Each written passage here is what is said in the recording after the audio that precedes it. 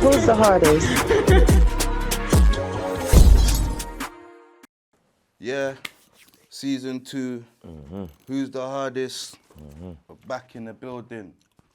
This season, we got young Reeks. We're starting off with young Reeks, full timers. Steady, my What bro. one family? Steady, my brother. Done no? Steady. Been seeing you make noise in the game and them thing there. Of course. You know them way that I didn't even get to meet you because obviously man was locked up in the Yeah. But man heard the ways man was doing and doing your thing, you get me? But so commend you for that, you get me? So where we're gonna start off, the name, where Young Reeks come from, what's it about? What made you call yourself Young Reeks? You know what, yeah, from young, when I started rapping, yeah, when I was young, before it was even serious, I used to call myself Uncle Rico. Swear. Yeah, but Why obviously, uncle? Why unks? do you know what? A bit of it You was, put age on yourself. I put age on myself. I was always around a lot of man that was older than I man. get it.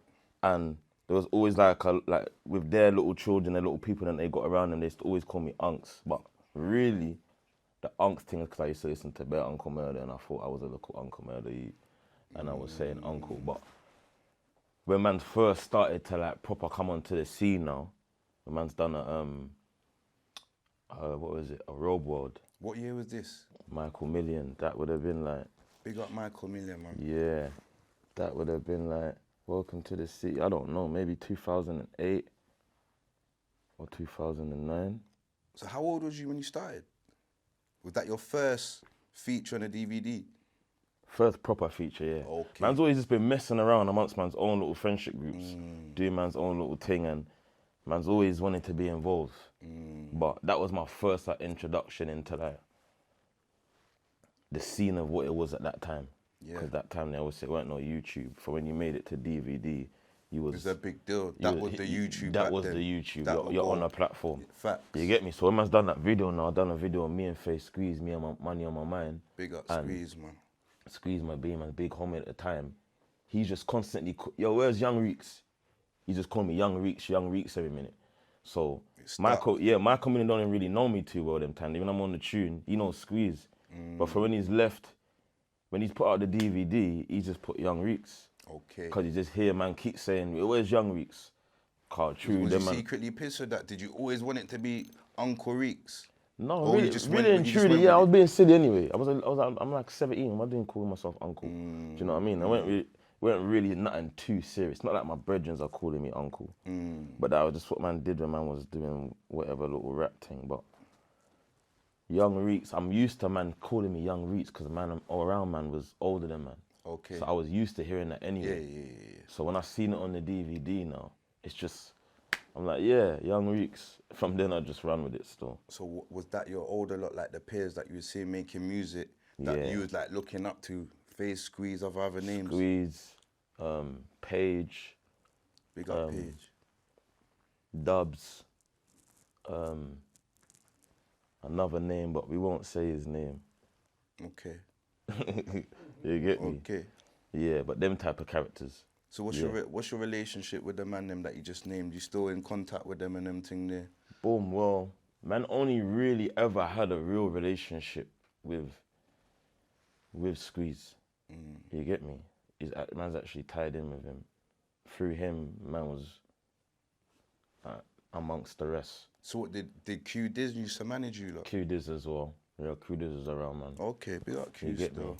But I would say Paige. I would say probably now, I'll probably still might chat to Paige if I see Paige. Me and Dubs don't really know each other too well. We just know each other through mutual acquaintances. So if I see him, I hail him. Yeah. But the only one that I probably still have a little whatever with is Squeeze. So what was full timers then? Like who was in full timers then? Then, to be real, yeah, it's if I really break down this full-timers thing, man might get upset, but it's the reality. The reality of the full-timers thing is, yeah, it was ghetto superstars at a point, you get me? What, that was full timers before? That was I'm not gonna say that was full-timers before, but it was ghetto superstars as a collective. Ghetto superstars, there's a lot of man in that, like the Johnny Gunses and even like up to like... Weren't Johnny Guns Gas Gang or Bricky? Well, he was a lot of things, but yeah, he ended up becoming ghetto superstars and being amongst us, you get me? Because he was powering with my cousin, and then I kind of brought them into the fold. Q met Johnny. From there, Q kind of liked Johnny's thing, and then he kind of got implemented into what was going on. Now, after a while now, I can't lie, the reality of the situation is after a while, man start feeling like man's being used almost. You get me? Like, what, from management or from the man them that's from, in the team? From within the team, secretly, man start feeling a bit used, and man feel like man's living off the back of man's thing, and there's just certain things that was going on at the time. Man weren't really feeling it, you get me? And from then, separately, man started just saying, well, man's full-timers, man don't know about this funny stuff. Okay. Because of what we was doing separate to whatever, that's how we was talking, you get me? So when you say full-time, is that full-time on the road, like no days off? Yeah, you get me? So man was just kind of saying that, and then it's literally just turned into that, and Ghetto Superstars are dissolved anyway. So from then, man's things just taken off how it's taken off. You get me? Yeah. Man's thing has kept going. If you see a lot of men from Ghetto Superstars, they either, I don't know, like went jail or disappeared or went quiet or just kind of faded out. Okay. So, what, the majority of the full-timers took it serious? The majority of the full-timers, we're still a, whatever you want to call it, we're still like a family. Still locked in on separately to music anyway. So we're still saying full-timers, whatever, whatnot, you get me? And then it gets to a point where I go jail and Squeeze ends up going back to France, and there's Q ends up going, well, he didn't even go straight away. Q's was still here at a point, but when I've come out of jail now and I'm actually looking to take music seriously now, I'm pushing the full-timers thing because that's been man's thing. You get me? Amongst man's friend group and just us lot. So what kind of time is this? Is this when you're dropping tunes like Levels? Yeah, Levels and so you've just come out and you've dropped Levels. Yeah. Yeah, cause them time they are listening, locked in, fully locked in. The energy was mad. Cause the reality is, like when I come home, bro, there was a lot of different things going on. Like, not like, we were meant to be a collective. You want to talk about this creating thing. I'm not even gonna talk about this creating thing too much, but we're meant to be a collective, and you got like one man over here saying something, man saying COB, then you got another man over here talking about. It's just big cross-contamination. Yeah, do you know what I mean? Like everyone wants to be together but separate, you get me? And even before I come, I was seeing it like everyone, it's like no one wants to actually be unified. And this thing is power in numbers. So you saw that before? I saw that. When I come on and I said full-timers, I embraced everyone. You get me? I'm pulling everyone together. I'm not trying to just stand here on my own or whatnot. Like, I'm certain man that I've been out here the whole time, and you lot should have whatever. You lot are only doing this when I'm coming home, because everyone wants to be in their own separate thing. But you see, like, I see that a lot. You see, if you take the head off the body, the body just collapses. This is it. You know, like that. This is it. So, obviously, full-timers has just become more headstrong because of the way I was pushing at the time and becoming consistent. That's what's lasted and standard.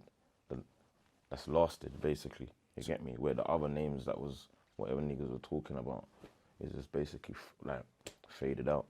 So what can you say was like then one of your biggest bangers that just said, yo, I'm getting noticed? What tune can you say you started getting noticed from? Definitely Levels. And who produced that? Mazza? Mazza. That beat was crazy, brother. Yeah. I can't lie, you see Levels, that was the day I stopped writing. Swear. What, you started Jay-Z in it? Yeah, from that point on, man's been Jay-Z in it. Obviously, what I've come home now, I've been in jail like almost 4 years, whatever. You got other things getting on your life. So man have to write now, because you can't sit down and hold on to bars in your head for years and don't write nothing. But from some music junkie business. From Levels, I remember I went in the booth. Them time there, man was just killing the booth, non-stop, 7 days a week. Man's in there, I don't know, 10 to 12 hours a day, maybe more, every day, non-stop. You get me? And man was just in a vibe and making noise. Just getting consistent with it and just dropping tunes. And then I remember I got the Levels beat, the man from Mazza, man put it on. I remember the studio was kind of packed in that. I went in the booth, there was a man sitting on the floor, freezer, and I was like to him, "Right, watch this." And You just got up. I just punched in, no lyrics, no pen, and for when I punched in and it came, the way it come out so gassed. From then I was like, yeah, I'm done with the pen now. This is my thing now. From here on, I'm punching in, and I just kept going like that, and then it just become man's thing. I feel like this is probably why I put out so much music. Dope. Them time, like I feel like if I was actually to sit down and write Get all writers blocking them 5-6 mixtapes, just like it's a lot in it. But when you're just going to the studio and producing on the spot, you're not even watching. You're just having fun with it. Yeah, you're not even watching how much you're creating. Next time, by the time you get to the end of the day, you made like 12 tracks. Where if I told you sit down and write 12 tracks, yeah, you're probably not gonna sit down and write the 12. You get stuck by the second or third. You see what I'm trying to say? So yeah, I'll say definitely from levels it kicked off. So what kind of attention was you getting? Like, who was you hearing from? Who was sliding in your DMs trying to get features and them thing there? Them time there, yeah. I can't lie, you see what it is, man was still young there. When Levels dropped and I'm like 24 and even though I'm serious about this music, yeah. So when was that, like 2014, 15. 14, 15, yeah. Yeah, because I came out 2014, I think, end of 14, I think that was like mid-15 that happened.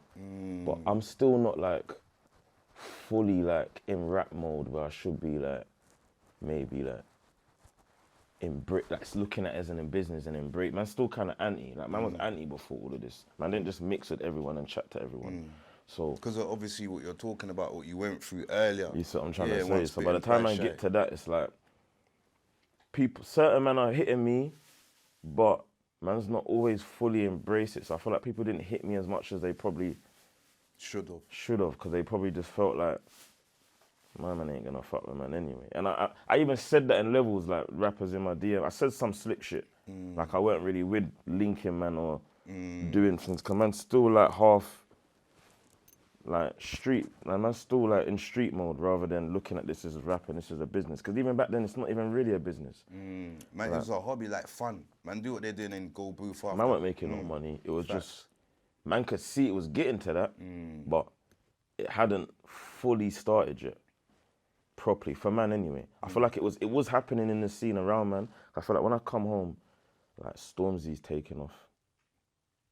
Cause that was like one of the things that made me when I was in jail. I remember I was in jail and I was listening to the radio and I hear Ed Sheeran and then I heard him like up next Stormzy and I must have hopped off the bed like raw, turn up the thing like, did I really hear Stormzy? Cause Stormzy's another one from Ghetto Superstars. Oh, so did you used to see Stormzy? Yeah, man, used to be in the studio with Stormzy and the same collective, you get me? But Stormzy broke away from Ghetto Superstars from early. Oh, because he saw what you were seeing, or? Yeah, like the vibe wasn't necessarily right. It wasn't as necessarily as organized. Like, Ghetto Superstars, the foundation and backbone of it was good, but the way we was actually doing it, it's not proper, you know what I mean? It was always gonna kind of crash. I can't even know how to explain it. Like the actual like skeleton of it, like cool, the idea of it, yeah. But it wasn't executed properly. And obviously Q's managing the thing at the time. Q's still just a street nigga at the end of the day. He knows how to network. He definitely knows how to network. Q's the first guy that showed man how to network and pull things in, and he taught man a lot. I learned a lot off the back of him. So I don't really say like raw, he don't know what he's doing or it's his fault, but he was just ahead of his time. 100%. I've been in the studio with like him, Morrison, Page, and he's the one that's pulling all these things together. SUKs, like, you know, like that. He's ahead of his time where he's managed to do all this, but at the same time, maybe artist management at the same time is a problem as well, because there's certain other man, where a man's from the streets, man's from the roads and that, like, certain things ain't gonna bother me. Where next man, certain things, you don't want to be around certain things, and this ain't really working out. It's causing him more problems than it is causing him good. So, yeah, Stormzy, I see him break away from early. But one thing I say about Stormzy is like, back then, if you had asked me, not even on no disrespecting. Well, out of the whole collective. If you had asked me, everyone in this room, like, raw, boom, who do you think, like, in 5 years will be like the next best thing or the top rapper? Honest to God, I probably wouldn't have picked him. Who would you have picked? I would have picked Page. I would have picked Dubs. I would have picked I can't even. I wasn't even gonna say his name, but I would have picked Youngster. At that time, Crystal Murphy was whatever. Yeah, he was the punchline kid back then. Yeah, you get me. Man was fucking with his music back then. But Stormzy now, even though I wouldn't have even put him in that top 3. Was he hard working though? Did he have that? That was work his ethic? thing. His thing where I overlooked him for a long time. Even before I met Joe back then in 2014, 2012. I always see him constantly. I turn on my thing. You're just constantly at them. And I remember at one point I used to even look at it like raw, like, bro, you're doing too much. Like, what are you doing? Like, you're just doing bare things. Like, what are you trying to do? But he's feeding them. He's feeding the eyes. He's feeding the ears. Feeding. It's not until I've gone Joe and then I see boom, boom, boom. And I was like, bro, it's the consistency. There's a bag of hard man. Where are they now? They're not consistent. I was even in pre-ing his thing like that. And look, boom. So he taught man a lot. He taught man like, raw, consistency really matters. And if you got a drive and you got talent and you're still pushing, then things will happen for you if it's meant to happen, innit? I didn't even know that, bro. Just me enlightened, man, today. So, was you on Who's the Hardest, the DVD, back in the days? I feel like I was at the video shoots, but I didn't have no segment on there. Oh, you didn't have, but you were there? Yeah. Cause them time there, I'm more... You time you're on YG. I'm on YG, but like you know what I mean? I'm a proper YG, like I'm in the thick of it. You get me? So you didn't even want to show your face anyway them time there. Like all the oldest, like, raw, Young Reeks is the hardest. Like, he raps, he's cold, but like, I'm really in the thick of this, bro. Like, yeah, without waffling too much on camera, like, man's really in the thick of it. So man like music, but man ain't like super like focused on music. There's other guys at the moment that are whatever, and I just like to be a part of it for now. I hear you. So how did your last sentence go? What was your journey on your last sentence? Boy. How did you deal with that as well, your last sentence? Well, I can't lie, bro. My last Was it easier than your first or harder than your first? This sentence was the hardest. Because you're older. I'm older. You got your family. I shouldn't be doing this right now. Even like what I'm going jail for and the way I'm getting drawn out without going into too much, right? That weren't what I wanted to be doing at that point in my life. Do you know what I mean? And yeah, there was just a lot going on. Like I had health issues that I was dealing with and certain things, and that's the worst place to be dealing with health issues. They don't care, bro. They don't care, bro. They don't care, bro. And on top of them not even caring, COVID hit. So they double don't care. COVID is the main issue. Everything after COVID, they're looking at. Where was you when COVID lit? I was Thames side. Thames side not too bad though. You got shower in your soul. That's the only thing. Where I was, there weren't no shower in my soul, but it's either shower or exercise. I know, bear man were going through that. Like that? Yeah, bear man were going through techie. Proper certain techie times you didn't know 34 hours bang up and them thing there. Yeah, lockdown was peak, but that was like prison, in prison. No, it was horrible. It was horrible. It's horrible just because of the time, my age, the amount of things that I got going on, the fact that I'd only just really come out of jail not too long ago. So what was the gap, the time frame that you touched road and went back in? I come out, what is it, like maybe the end of 2019? Or the beginning of 2019.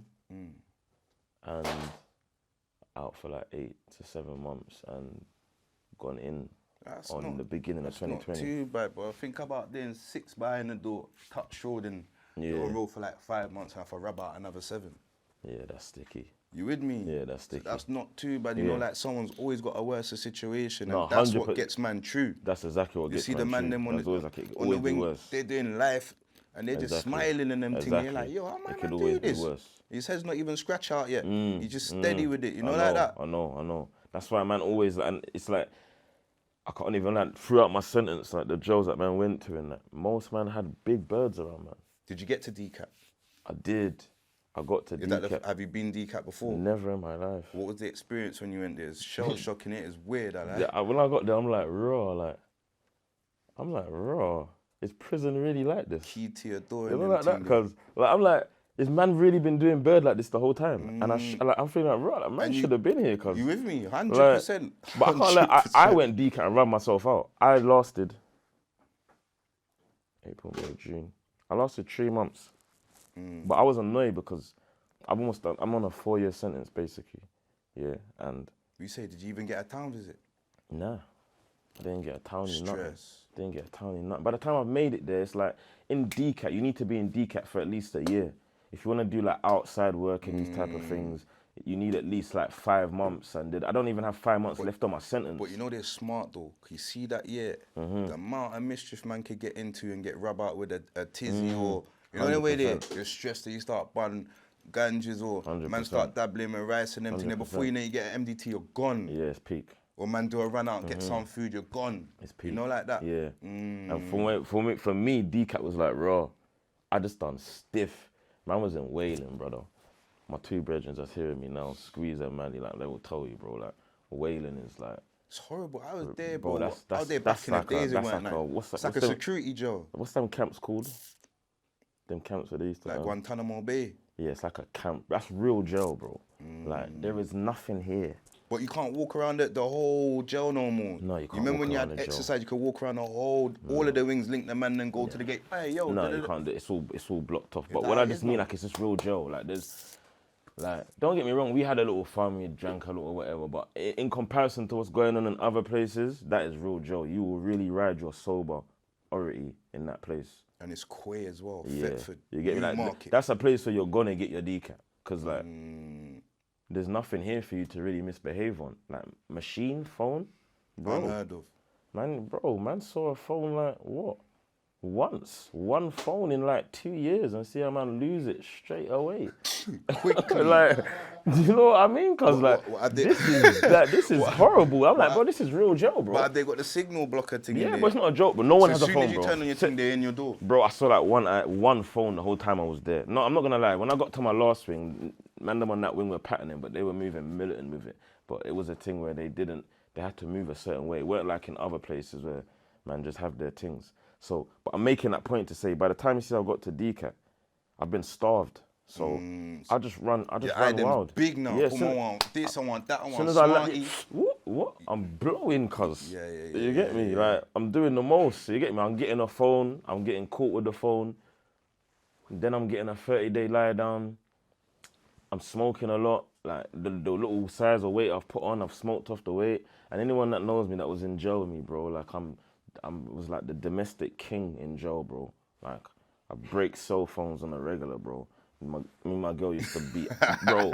Anyone that was with me would tell, man, bro, man, hear this guy screaming from 3 landings away.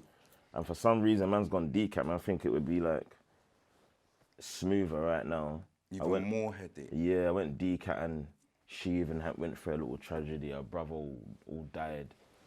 In a mad car crash and so it's like you have to deal with that as well. Yeah, and like, emotions over the phone. I hadn't seen her for like a year because of the way Wayland was and the way the visits were so crap. So I'm on her to see her. Her brother's just lost. Like, we're clashing over that. So my whole DCAT was just, yeah. So then when you went back to close, how long was you in close before you come home? I came back to close in like, June? And I came out in like October. End of July to October. Okay. Yeah. So you're home now. Yeah. Home now, bro. Yeah. So what's the motive? What's it? Yeah. Sorry for the wait. Sorry for the wait. Sorry for the wait. Talk to the people, let them know what you Sorry got coming up. Boom. So yeah, man's gonna drop an EP. Sorry for the wait. How much tracks? It's looking like 10 at the moment. I was gonna make it 7, but it's looking like 10. But I can't lie, for like a big period of my sentence, I was done with music. Yeah. I went through that as well still, because there's more important things to life than that. Important things, like real things, you get me? Man's getting on now, and even for like, I was on remand for like a year and a half, and obviously before I even got sentenced, the numbers they're talking are mad. So I've already kind of said to my head, like, fuck music, bro. Like, man's gonna come out here, like, what age? Like, man ain't got time to be still chasing this. And then obviously man's come Wayland and but my little brothers Squeeze and Mally, and they've brought me back in that vibe. We're rapping again and certain things, and man are coming up to me like, bro, you know, you can't leave this music thing alone. And from then I started kind of writing, and I got back into the swing and made a couple tunes, and man's fucking up the wing with the tunes. And then I just start looking at this thing different, like, you know what, F this, bro. Man, I have to come back and put this thing together, you get me? Even just from, like, I'll be honest, like, them lot inspired me highly. So I'm saying, like, bro, when man come home, like, man's gonna make this full-timers thing different. You get me? I want to make this a collective, and I want to push certain man and see man's thing go, because I've had a run at this. Obviously, I'm gonna go again now and see where it goes. But if I can't, whatever, then I just want to be in the mix somehow amongst it. And I see man in jail and what man have to go through, and if man can come out and music can be the reason why man don't have to go back to that place, and I can be a part of that, and I really fuck with man's spirit and what man's been through and who man is, then yeah. I hear you. So have you started recording? Yeah, man started recording. My producer's in Colombia at the moment, so. You're just using one producer? Yeah, because that's been my guy, Dukas. Anyone that knows me, that I proper hear you calling that name a couple times. Yeah, you get me, like. So we still producers up till now? Still producers up till now. What kind of production has he done recently for anyone else that Dukas don't know? Dukas is heavy in this thing. Yeah. Dukas has done, Fredo, Gigs, Tion Wayne. He's active. Dutch Ravelli when he was kicking. Dukas is, I can't lie, Dukas is the guy that they, like, once labels are looking to master get the artist's things finalized and mastered, they're going to him. Dukas ain't like a man his name's big and he's standing in front of the camera and everyone knows him. But behind the scenes, man, know that when you want to get your shit crystal clear and whatever, that's the guy that you're going to. And that's been my brother. Okay. Like, outside of this, even when I've been Joey, come visit, man, and separate to music, we've always, like, connected differently. So that's just my guy. So I've always had, since I've been on this run and been consistent from before, it was him that I got consistent with, and it was him that I built this vibe with. So if I'm gonna come back and do it, that's where you gotta be. That's the only place I wanna be still. So differently, you know, the show's a bit different from other shows. We get to the freestyle bit. So before we get into the freestyle bit, full time is make sure you get them in. Make sure the man then come true. Show their talent. We're gonna do that. You get me, fam? But we're gonna get into the freestyle. Enough love for coming, bro. My brother. Thanks for having me, my bro. Come on, my brother. Love, my bro. Always. Wicked. Love. Who's the hardest?